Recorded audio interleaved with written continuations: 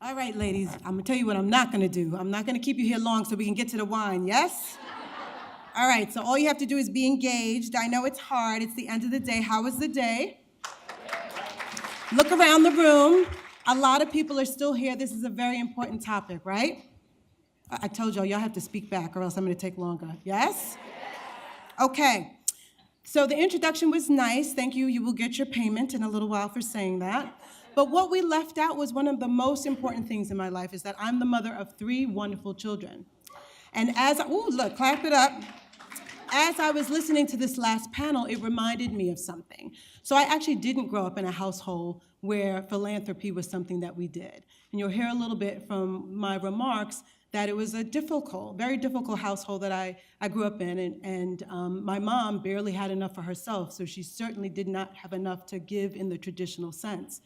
And so it reminded me that a couple of years ago, my husband and I decided for Christmas, and our kids were older, so they were probably 24, 22, and 14 at the time, to give them a lump sum of money. It wasn't a lot of money, but we told them that we wanted them to use it to do 3 things. We wanted them to keep some of it for themselves. We wanted them to donate some to a charity that was important to them, and then we wanted them to invest a third of it. In addition to that, we wrote them a letter. And the letter was, and I know those of you who are moms, you feel like the most important thing is that you live how you want and you teach them by example. But I decided we need to be more clear about the things that we believed in. What do we think about family? How did I want them to treat their grandparents when I wasn't around? What was important about marriage and religion and about politics and respect? And so we took that and we gave it to them, and that was 2 years ago. And I want to tell you, it was really a beautiful experience, I think, for them and for us, because we felt like we have to teach our children about philanthropy. As much as I think about everything else and health and education, I wanted them to know, and they see us doing it, but we wanted them to see us give back. So I wanted to give you that little story. Today I'm supposed to talk a little bit about, it says, leveraging time, talent, and treasure. And I want to say, first of all, how happy I am here to be. And I know that the word tribalism is a bad word, but I feel like I'm amongst my tribe when I came in here today, being amongst like-minded women who are doing powerful things. So it's really a pleasure to be here among women who are ready, willing, and able to make a difference. Recently, a friend of mine wrote a book about the power of single moms, and she called them lionesses. So this afternoon, I feel like I'm amongst a pride of lionesses who are looking to defend and change the world. But then I thought, but isn't our mascot the rams? So do you guys know, what do we call a group of female rams? Anybody know? Are we ewes? Okay, good. So the lady ewes today are together, and we're going to revisit that as we go forward. I'm happy to be able to smile, at least for a little while as I begin this, because when I began it, I started to think that we are kind of living in dark and turbulent times, a time when everyone just seems to be focused on themselves. So I believe that there's no better time for this pride of lionesses to come together to move forward. In my opinion, this urge and passion among women to work together collaboratively is fueled by love. And I'm talking about the tenacious love that comes from a passionate commitment to our families and our community.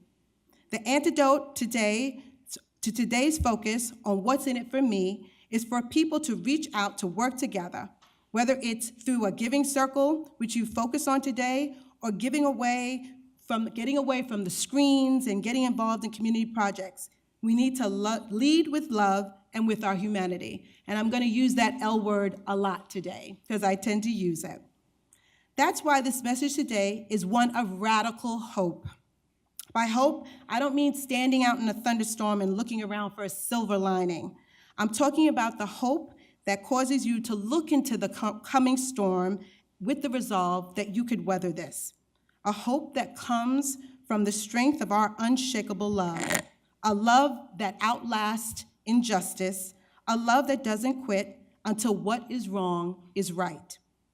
The roots of my own advocacy for vulnerable children and family comes from my childhood just across the river in Queens. I was raised by a Trinidadian lioness named Edna, particularly strong, woman who was an immigrant and was raised by nuns in Port of Spain General in Trinidad. My mom was the youngest of 14, and her mom died a month after she was born. So her older brothers and sisters took her to the General Hospital down in Trinidad to be raised. One time I went to where she was born, and literally, you guys, it was like a path where only one Jeep could go up at a time. Like if somebody was coming down, you had to move on the other side. And I was like, oh, really, Mommy, do we have to go see this? And it was up and up and up, and it's a small community called Maribel in Trinidad and Tobago. Despite her challenges and all that she had to do, my mom was able to go to school, and most of the nuns there were nurses, so she was able to have a career and a profession in nursing, and she immigrated to New York City. She was married, and she had 4 children. Soon after, when she came to this country, she became a victim of domestic violence, and she ended up having to raise the 4 of us by herself. Thank God for our Catholic school, St. Catherine's of Siena, who was very supportive of us, and also the values that she instilled in us, despite the fact that I never knew that she couldn't, pay for our tuition, and the nuns really gave her a break when they could, or I didn't know when the guy would come to fill up the oil tank when we didn't, on a cold day like this, didn't have heat in our house, that she would say, okay, I only have $100, can you put $40 in the tank? Despite all of that, she was able to raise us in the way and to make sure that we had the values that we needed. Unstoppable as she was and continues to be, someone said that their mom is 88. My mom turned 88 on Saturday, and she actually still lives with my husband and my children. I knew that she was doing a wonderful job, but it was demanding.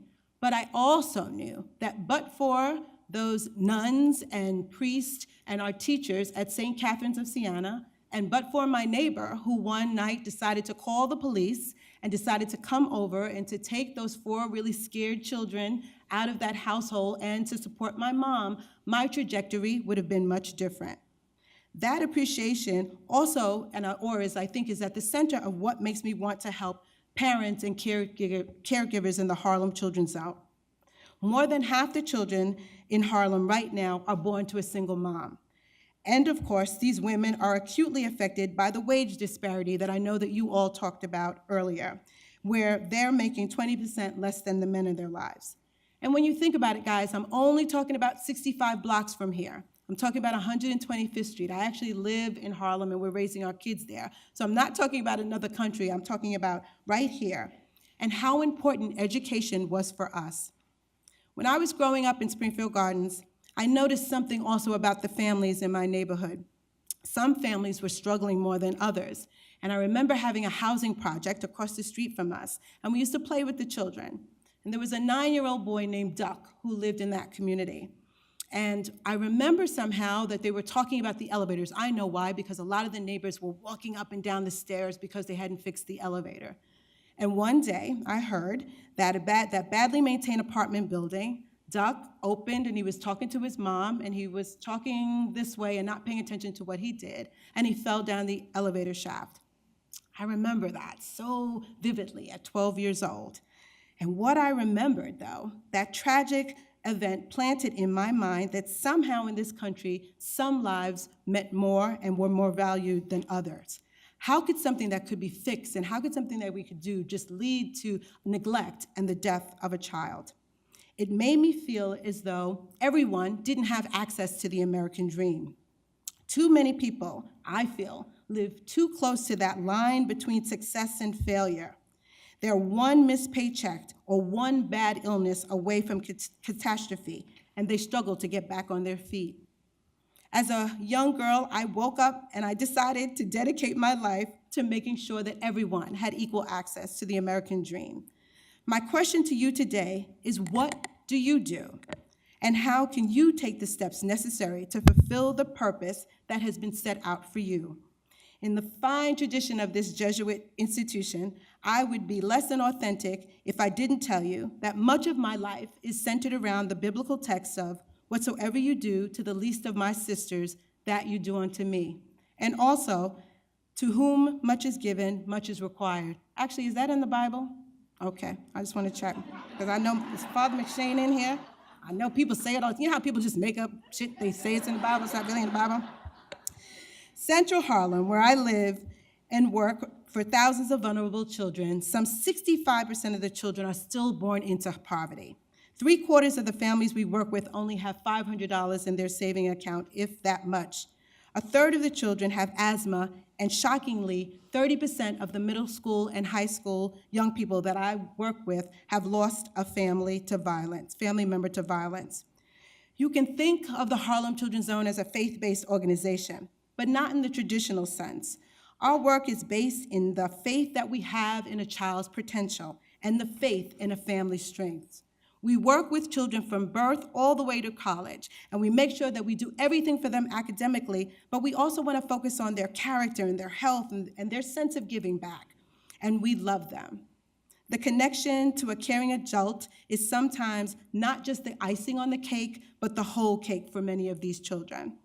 And I'm sure this sounds familiar to you all because it's what we would do for our own children, yes? Yes. We teach children biology, but we also safeguard their physical and emotional well-being. We teach them algebra, but we also want to give them the formulas to be resilient. We teach them world history, but we also want them to be comfortable in a diverse world. And for those who are the first in their family to go to college, we expose them to the world of colleges and universities. I'm proud to say that right now we have more than 900 children from that community that are in college, and that we have graduated almost 800 of those students from college in the past, since 2005. You guys can actually clap for that. And that said, it's because I want to prove that children living in poverty can accomplish anything when they're given the resources that they need and the love over time.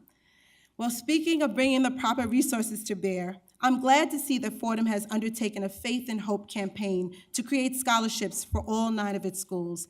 As you all know, college is a daunting financial challenge for anyone these days, but for some students, that can bring their trajectory to a dead stop. Those of you who are parents know that intuitively. We want the best for our children, not just what's adequate.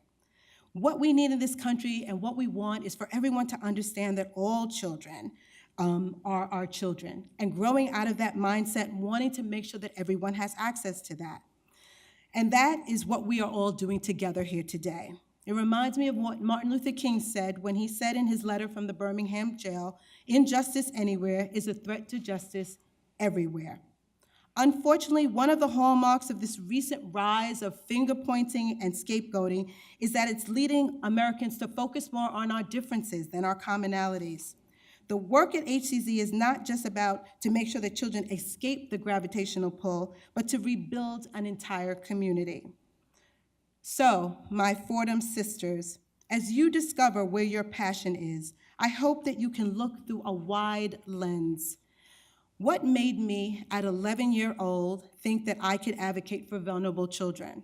I now run an organization that has a $137 million budget. I have to raise, where's the fundraiser in the room? I have to raise $80 million a year. I know all the fundraisers are like this. Raise it high, like in church.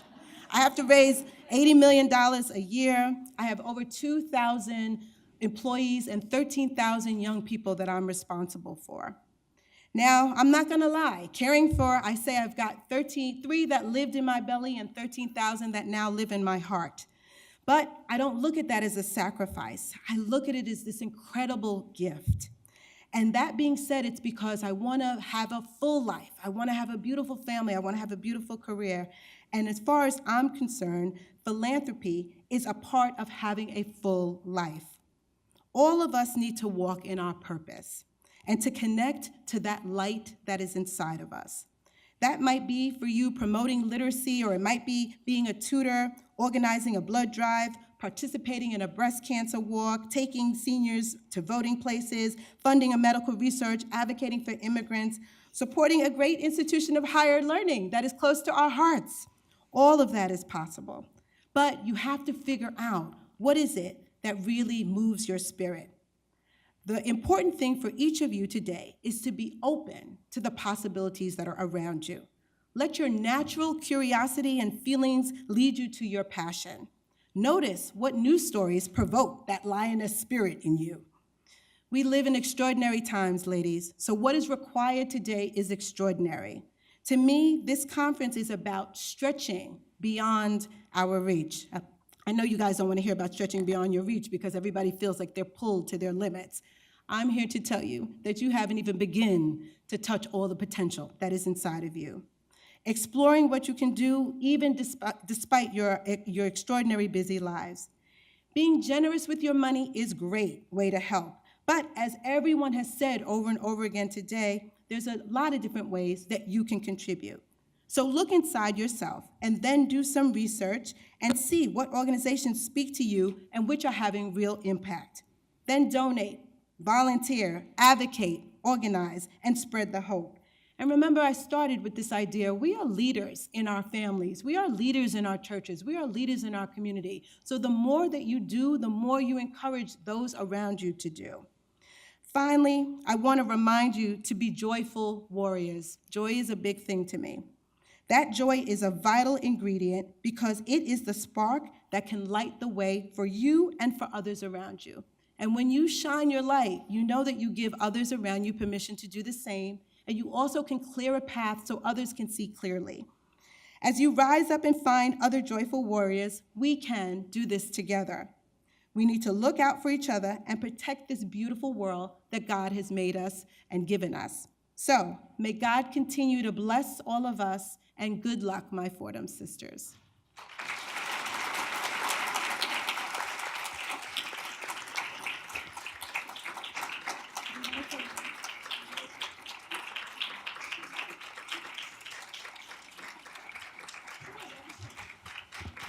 I'm still good on time. The wine is waiting for us. We have like 5 minutes. Anybody have any questions?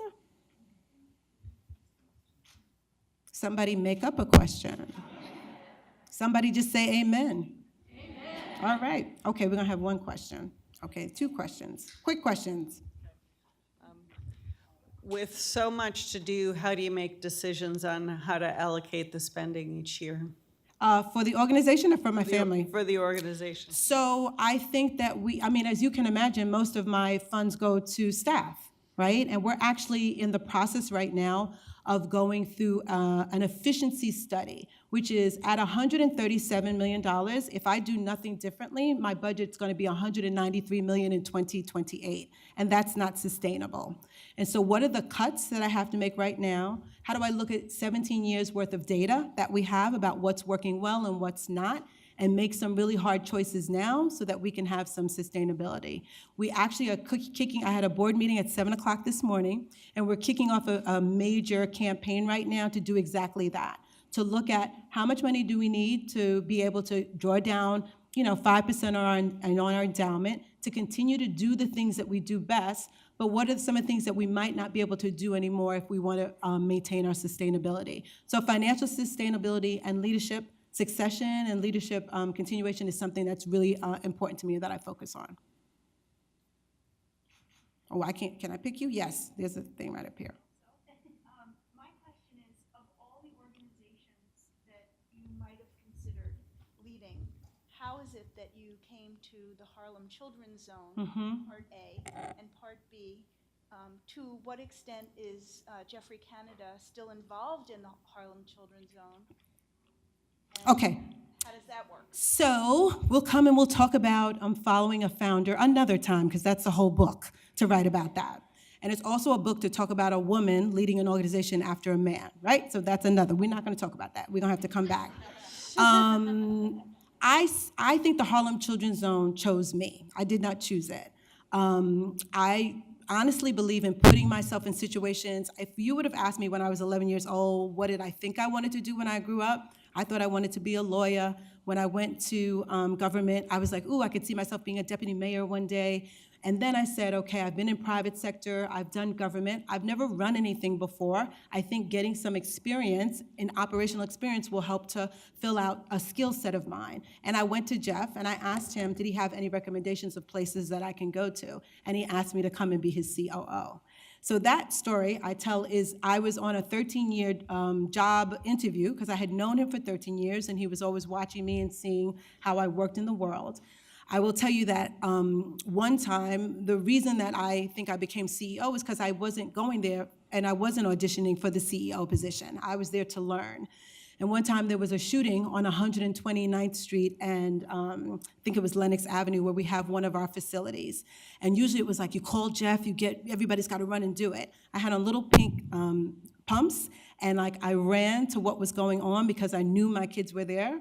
And then I called him and I gave him an update and I told him what was happening. And he said it was at that moment that he knew that I could do this work because I loved and cared for the children. I already had the skill set and that I could do it. And I think for me, I would have never thought, I can't run an organization that has to do with early childhood and after-school programs and kids in college.